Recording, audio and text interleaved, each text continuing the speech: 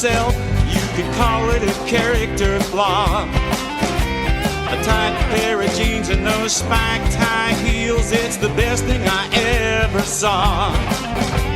And like that ain't sufficient if she's got that fire red hair. Det begynner å bli varmt opp meg.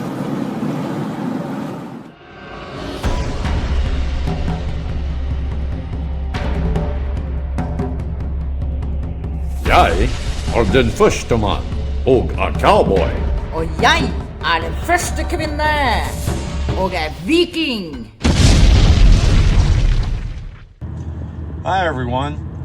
The Cowboy and the Viking have been touring the United States and bringing you wonderful photos and videos of the majesty and the beauty of our country. We've been in about 10 different states so far, and right now we're headed down to Roswell, New Mexico. And y'all know the story about Roswell in 1947, right? What happened there? Well, if we go down there and we're abducted by aliens, then you're never gonna see this. But if we're not, we got some really cool things to show you on the show.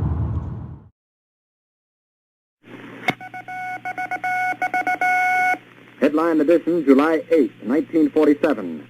The Army Air Forces has announced that a flying disc has been found and is now in the possession of the Army. Army officers say the missile, found sometime last week, has been inspected at Roswell, New Mexico, and sent to Wright Field, Ohio, for further inspection. Late this afternoon, a bulletin from New Mexico suggested that the widely publicized mystery of the flying saucers may soon be solved. Army Air Force officers reported that one of the strange discs had been found and inspected sometime last week. Our correspondents in Los Angeles and Chicago have been in contact with Army officials endeavoring to obtain all possible late information. Joe Wilson reports to us now from Chicago. The Army may be getting to the bottom of all this talk about the so-called flying saucers. As a matter of fact, the 509th Atomic Bomb Group headquarters at Roswell, New Mexico, reports that it has received one of the discs which landed on a ranch outside Roswell. The disc landed at a ranch at Corona, New Mexico, and the rancher turned it over to the Air Force. Rancher W.W. Brazel was the man who discovered the saucer. Colonel William Blanchard of the Roswell Air Base refuses to give details of what the flying disc looks like. In Fort Worth, Texas, where the object was first sent, Brigadier General Roger Ramey says that it is being shipped by air to the AAF Research Center at Wright Field, Ohio. A few moments ago, I talked to officials at Wright Field, and they declared that they expect the so-called flying saucer to be delivered there, but that it hasn't arrived as yet.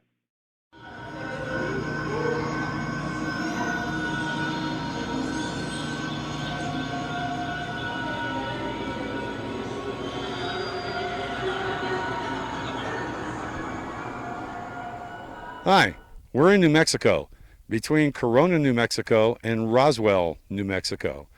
More specifically, we're right behind us. What we have is the Brazel Ranch, where in 1947, a specific incident occurred that became known as the Roswell incident, which was a spaceship crashing here and being discovered by a man named Mac Brazel, who had the ranch. He found materials from the ship after the crash, and he went and reported to the local sheriff, and it quickly became the story that he had found a spaceship. Of course, the military got a hold of this information. Brazel was contacted by the military, talked to, and then Brazel appeared on a local radio station saying, no, it wasn't a spacecraft.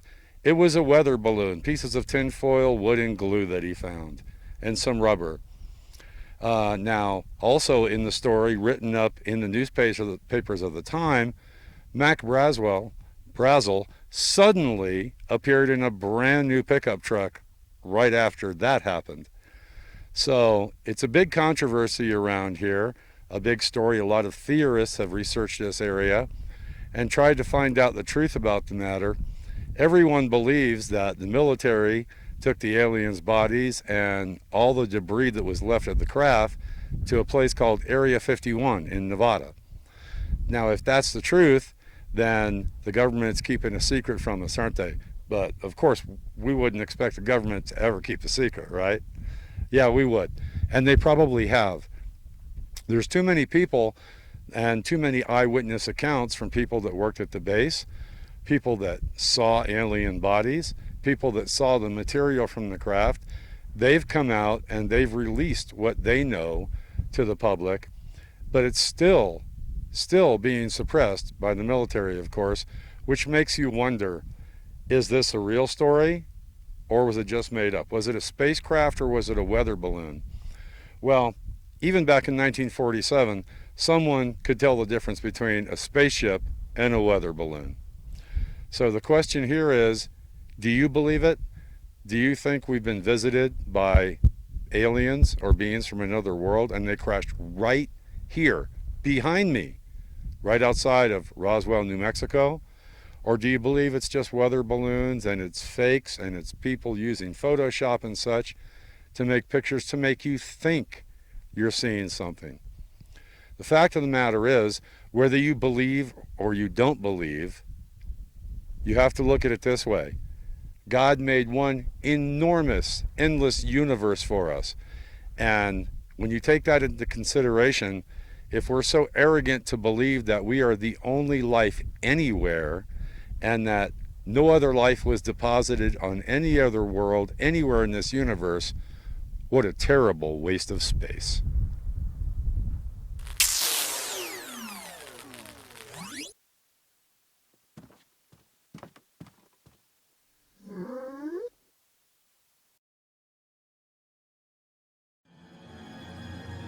Oh my God, Peter! Did you see that? Just a weather balloon. Yeah, sure. Talk about alien town. Yeah, you couldn't swing a dead cat around here without hitting one of them.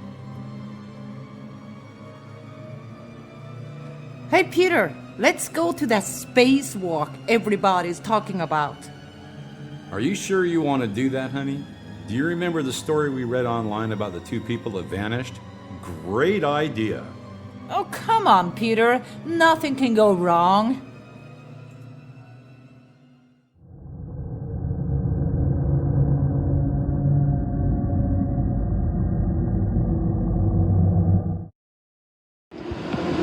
Hi everyone, we're here at the Roswell UFO Spacewalk in Roswell, New Mexico. And as you can guess, it has to do with aliens, crashed spacecraft, things like that.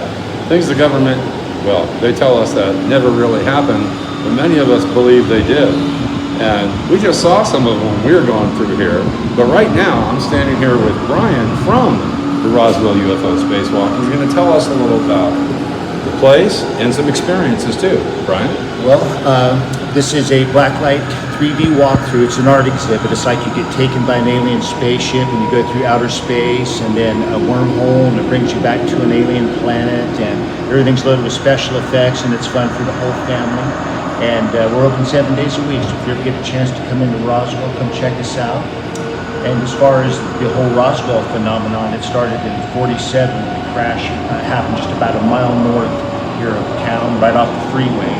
And back then they said it was a flying saucer. The head of intelligence came out of the Roswell Army Airfield, Jesse Marcel Sr., and they brought it back to one of the hangars here. And then the next few days they switched their story that it was a weather balloon.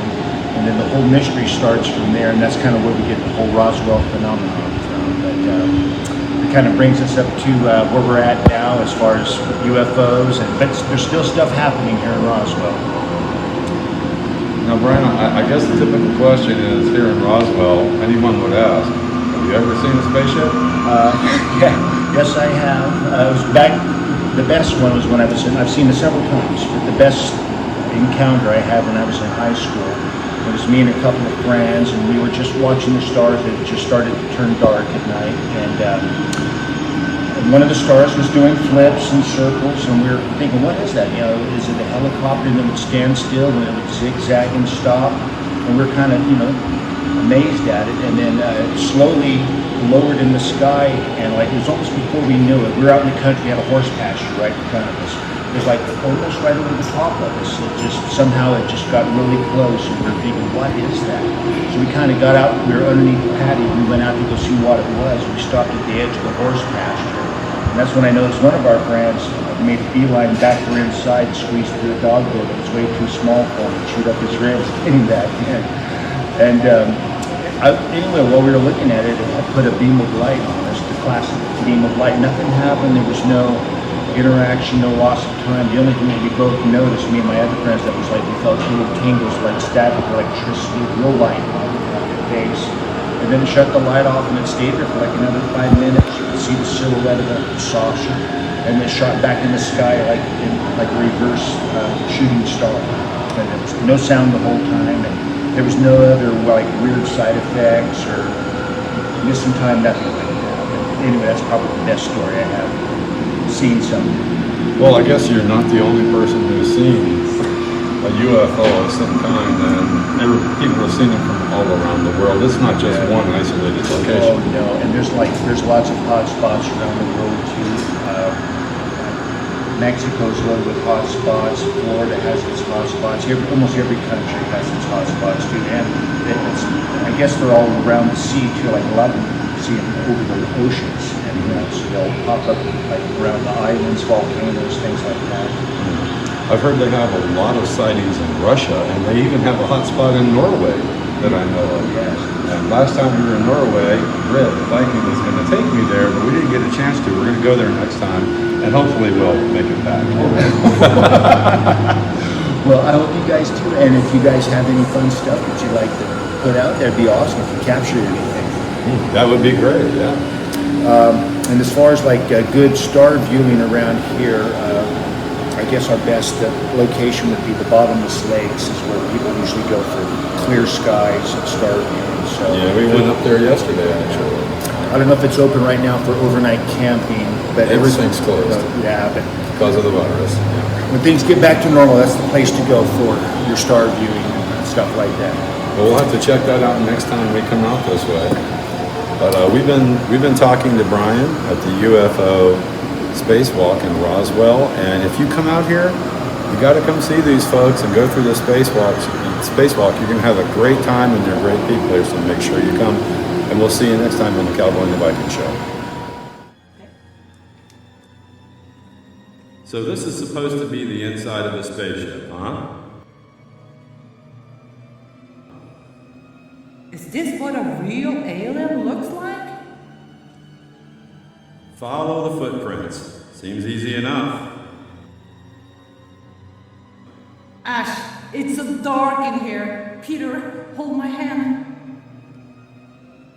I can't even see you. Oh, there's your hand. Wait a minute.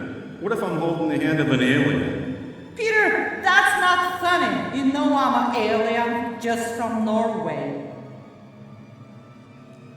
Honey, it was just a joke. You didn't have to pull away from me.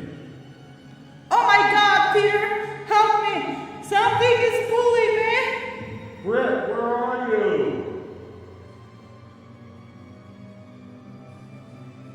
Peter, help me. I'm trapped.